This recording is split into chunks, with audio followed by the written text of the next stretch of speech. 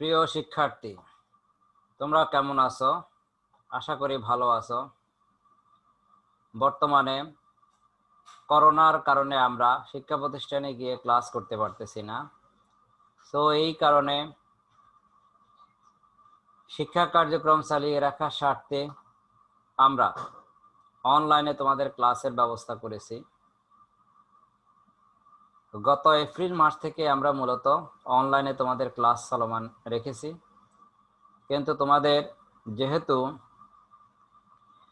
4th semester পরীক্ষার form fill up হয়েছে, তাই 4th সেমিস্টারে আমরা কিছু ক্লাস নেওয়ার পরে বর্তমানে তোমাদের 5th সেমিস্টারের ক্লাস আমরা চালু করেছি জাতীয় বিশ্ববিদ্যালয়ের দিক নির্দেশনা অনুযায়ী। তারই ধারাবাহিকতায় আমি মোহাম্মদ হাফিজাল আসাদ,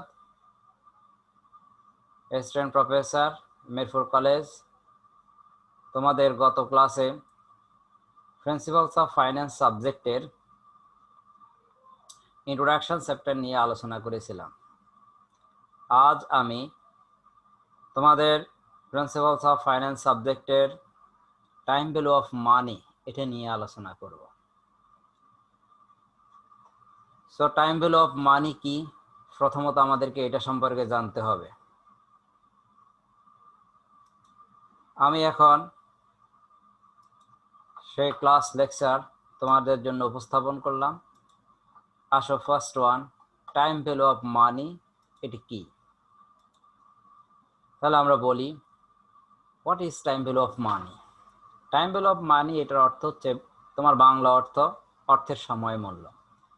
এটা মানে হচ্ছে তুমি আজকে একটা অ্যামাউন্টস যদি বিনিয়োগ করো, ভবিষ্যতে এটা সুদ সহ কত হতে পারে সেটা নির্ণয় করা হয় যেমন, অথবা ভবিষ্যতের কোনো সম্ভাব্য একটা অ্যামাউন্টের আজকের মূল্য কি হতে পারে সেটা মূল্যায়নকে আমরা টাইম ভ্যালু অফ মানি বলি।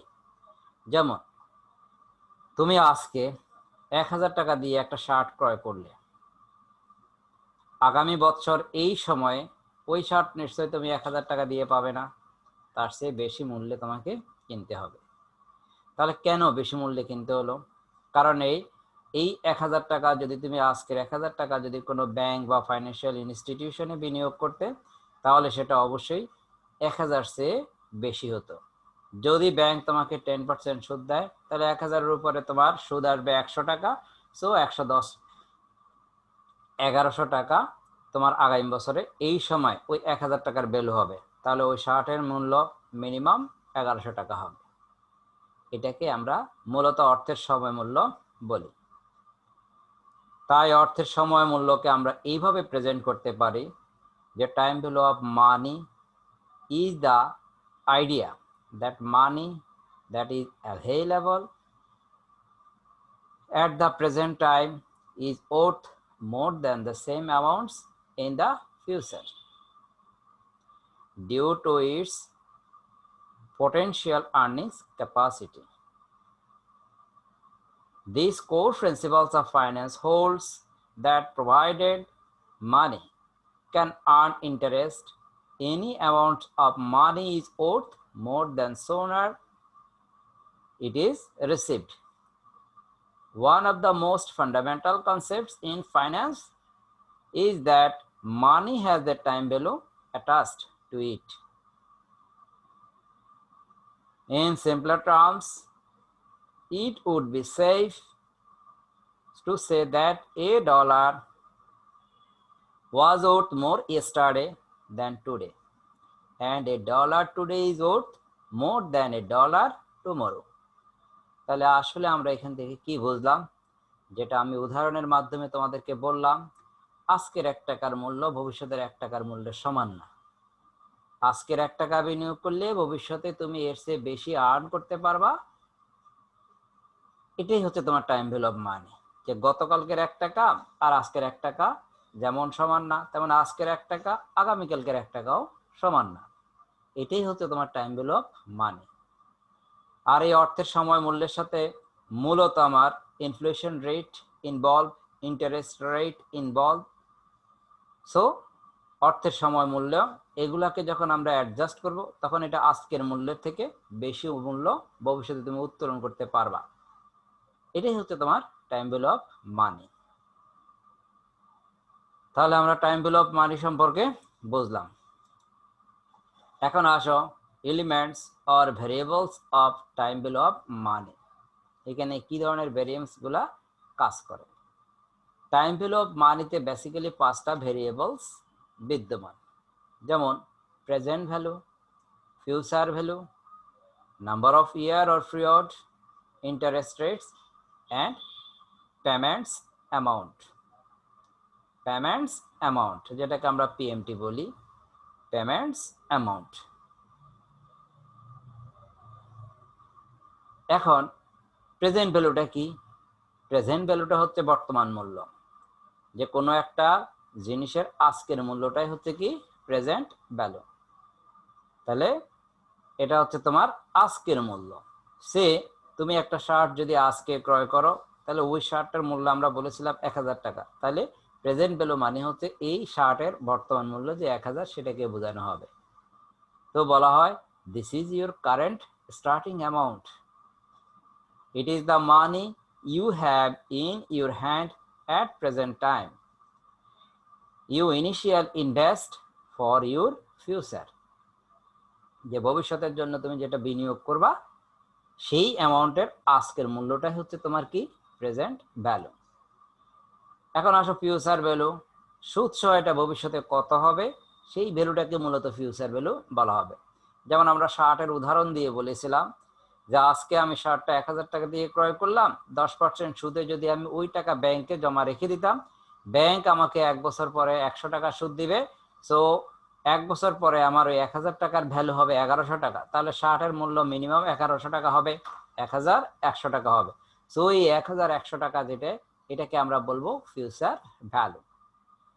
So this is your ending amounts at the point of time in the future, যে সময়ের জন্য সেই সময়ের শেষ বিন্দুতে যে মূল্য সেটাই হবে future value. It should be worth more than present value, provide its earning, interest and growing over the time. তাহলে আজকে তুমি যে টাকা বিনিয়োগ করবে তার সাথে সুদ এবং তার প্রবৃদ্ধির হার একসাথে ইনক্লুড হয়ে এটার যে মূল্য আসবে সেটাই হচ্ছে তোমার future value. Then number of period, এটা তার আরেকটা এলিমেন্টস। এটা হচ্ছে তুমি কত সময়ের জন্য ওই অর্থটা বিনিয়োজিত রাখবে, সেই সময়টাই হচ্ছে এখানকার আরেকটা elements. So this is the time line for your investment, এটা তোমার বিনিয়োগের বা তুমি যে ঋণটা নিবে সেই ঋণের একটা মেয়াদ। সেটা 2 বছর হতে পারে, 1 বছর হতে পারে, 6 মাস হতে পারে, 2 দিন, 10 দিন, 5 বছর, 10 বছর, 20 বছর ইত্যাদি ভেরিয়াস টাইমস। এটাই হচ্ছে তোমার টাইম পিরিয়ড। এন্ড কত সময়ের জন্য তুমি বিনিয়োগ করতেছ বা ঋণ গ্রহণ করতেছ, ঋণ দিচ্ছ, এটা it is usually measured in years. এটা স্বাভাবিকভাবে আমরা বছরে কাউন্ট করে থাকি, but it could be any scale of time such as quarterly, monthly, even daily হতে পারে। এটা সাধারণভাবে আমরা বলি এটা বাৎসরিক হয়, কিন্তু শুধুমাত্র যে বাৎসরিক হয় তা কিন্তু না, এটা quarterly, half yearly, daily, monthly or so on ইত্যাদি বিভিন্ন স্কেলে হয়ে থাকে। Their interest rate, time value of মানির একটা গুরুত্বপূর্ণ এলিমেন্টস হলো এই ইন্টারেস্ট, কারণ এই ইন্টারেস্টের উপর ভিত্তি করে এটার বর্তমান মূল্য ভবিষ্যৎ মূল্যে নির্ধারিত হয়। So this is the growth rate of your money over the life Times of investment, যে ইনভেস্টমেন্টের যে মেয়াদ সেই মেয়াদে এটার প্রবৃদ্ধির হার নির্ধারিত হয় ইন্টারেস্টের মাধ্যমে। So it is started in a percentage value such as, এখানে আমি একটা পার্সেন্টেজ ধরলাম যেটা 8%, এটা একটা ফিগার ধরলাম, এটা 10% হতে পারত। যেমন আমি শার্ট ক্রয়ের যেই অ্যামাউন্টটা বলেছিলাম সেখানে বলেছিলাম ব্যাংক যদি 10% সুদ দেয় তাহলে সেই সুদের হারটা 10%। যেমন এখানে আমি বলেছিলাম 8%, এখানে আমরা বলেছিলাম 8%, কিন্তু এটা 10% হতে পারে, 5% হতে পারে, 2% হতে পারে, 3% হতে পারে, অর সো অন, যে কোনো পার্সেন্টেজ। তাহলে ইন্টারেস্ট রেটটা আমরা বুঝলাম। দেন পেমেন্টস অ্যামাউন্টস, এখন এই পেমেন্টস অ্যামাউন্টটা এটা মূলত অ্যানুইটির মধ্যে হয়ে থাকে।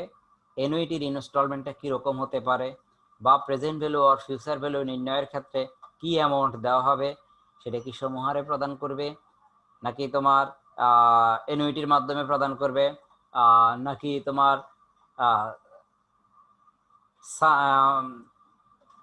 যে লামসাম অ্যামাউন্টস পে করবে, ঠিক আছে, ইত্যাদি বিভিন্ন ধরনের ক্যাশ ফ্লো হতে পারে।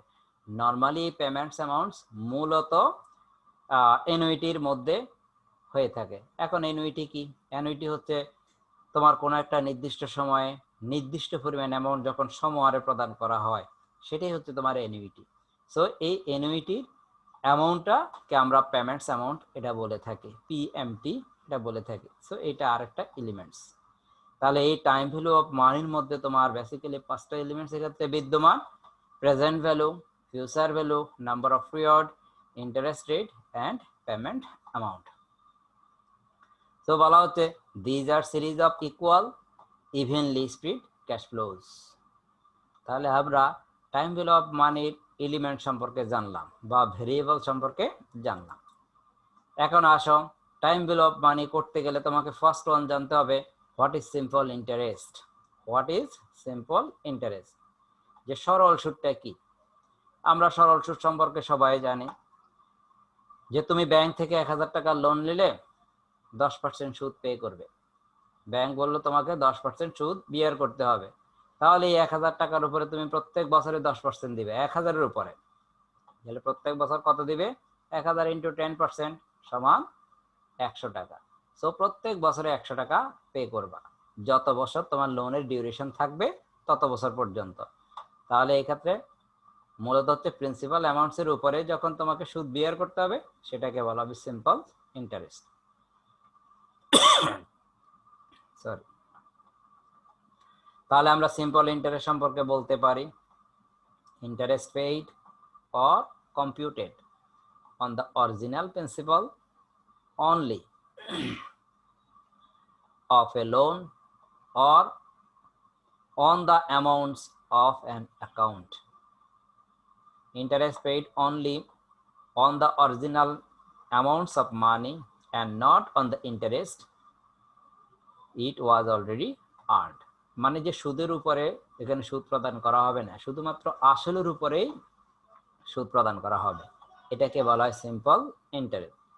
এখন আমরা এই সিম্পল ইন্টারেস্টটা কিভাবে নির্ণয় করি? যেমন আমি এখানে বললাম 1000 টাকা ব্যাংকে বিনিয়োগ করলে 10% সুদে ব্যাংক তোমাকে 100 টাকা সুদ দেবে। তাহলে এখন তুমি এই সিম্পল ইন্টারেস্টটা কিভাবে বের করলে? 1000-এর উপরে 10% সুদ ইন্টু 1 বছর, তাই 100 টাকা। কিন্তু যদি এটা 5 বছর হতো, তাহলে 1000-এর উপরে 10% নির্ণয় করতাম 1000 ইন্টু 10% ইন্টু 5 ইয়ার্স। ক্যালকুলেশন করলে আমরা সিম্পল ইন্টারেস্ট এটা পেয়ে যাব। সো এটাকে আমরা বলি সিম্পল ইন্টারেস্টের ফর্মুলা হচ্ছে principal into interest rate into time. So এটাকে সংক্ষেপে বলা হয় PRT, যেখানে P equal to principal amount, R equal to rate of interest. এখানে আমরা R বলতে পারি, I বলতে পারি।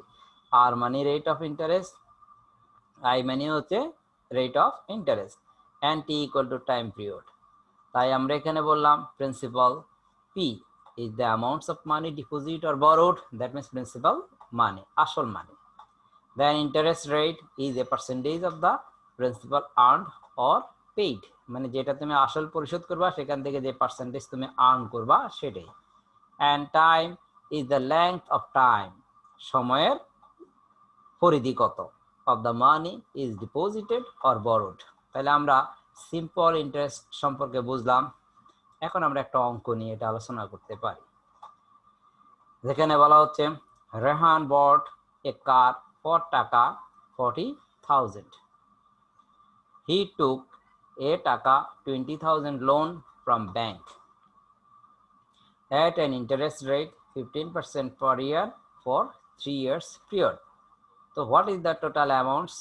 এখন এই টোটাল অ্যামাউন্টস এটা interest plus loan that he would have to pay the bank at the end of 3 years. 3 বছর পরে তিনি আসল এবং লোনের অ্যামাউন্ট, দ্যাট মিন্স প্রিন্সিপাল, আসল এবং ইন্টারেস্ট এই দুইটা মিলে তিনি কত টাকা পরিশোধ করবেন এটা তোমার কাছে জানতে চেয়েছে। তাহলে তিনি লোন নেবেন কত?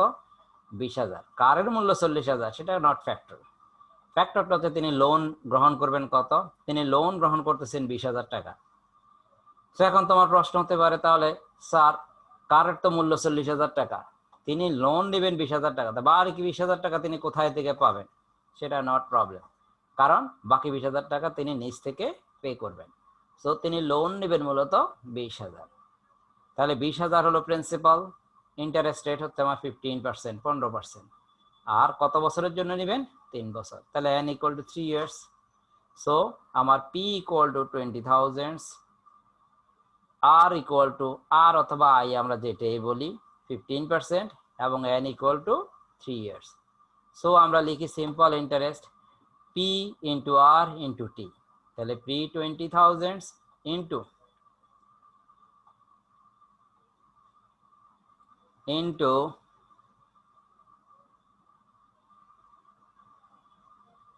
এখানে 13% ইন্টু 13% ইন্টু 3, মূলত এখানে ইন্টারেস্ট রেটটা 13% হওয়ার কথা ছিল। সো এখানে আমরা ইন্টারেস্ট রেটটা 13% ধরে করি, তাহলে 20,000 ইন্টু 13% ইন্টু n 3, তাতে আমাদের এখানে বের হলো 7,800। আমরা 20,000 উপরে 13% করলে প্রতি ইয়ারে আমাদের সুদ হচ্ছে 2,600 ইন্টু 3 ইয়ার্স 7,800। এখন আমরা সুদ পরিশোধ করব 7,800। 3 বছর শেষে আমাকে আসল টাকা সহ পরিশোধ করতে হবে। So at the end of 3 years he would have to pay principal plus simple interest. So principal 20,000 plus simple interest 7,800। Calculation করলে 27,800 এই পরিমাণ টাকা তিনি পরিশোধ করবেন। আর যদি আমাদের এখানে 15% ধরেই আমরা অঙ্কটা করি তাহলে কোনো প্রবলেম নেই। তাহলে আমরা লিখব 20,000 ইন্টু 15%। সো আমাদের 3,000 টাকা পার ইয়ারের ইন্টারেস্ট ইন্টু 3, তাহলে আমাদের এখানে আসবে কত? 9,000। So 9,000 plus principal 20,000, total pay এটা 29,000। তাহলে আশা করি আমরা এটা বুঝতে পেরেছি। এরপরে আসো আমরা আরেকটা অঙ্ক নিয়ে শুরু করি। বলা হচ্ছে যে an investment earn 3% compounded monthly. Find the value of initial investment of টাকা 5,000 after 6 years. এখন আমরা ডিটারমিন করব কম্পাউন্ডেড ভ্যালু। এটার একটা অঙ্ক নিয়ে আমরা এখানে কথা বলতে পারি।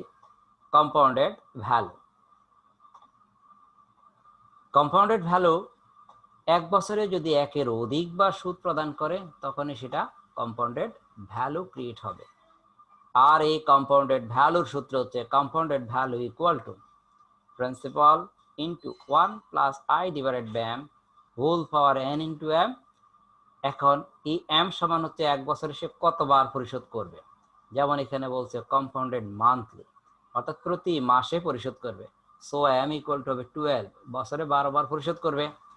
আর n ইকুয়াল টু হচ্ছে তোমার এখানে কত বছর বলছে? 6 বছর। এখানে বলছে 6 বছর। এবং প্রিন্সিপাল সে লোন নিয়েছে কত? ইনভেস্ট করছে 5,000। সো প্রিন্সিপাল 5,000 আর রেট অফ ইন্টারেস্ট বাৎসরিক এটা 3%। 3% মিন 0.03 1 বছরে। এখন যদি আমরা অঙ্কটা করি তাহলে compounded value equal to p into 1 plus i divided by m whole power n into m।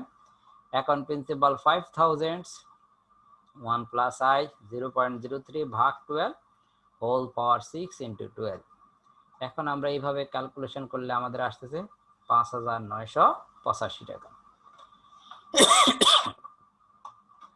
So আমাদের the value after 6 years will be 5,985 টাকা।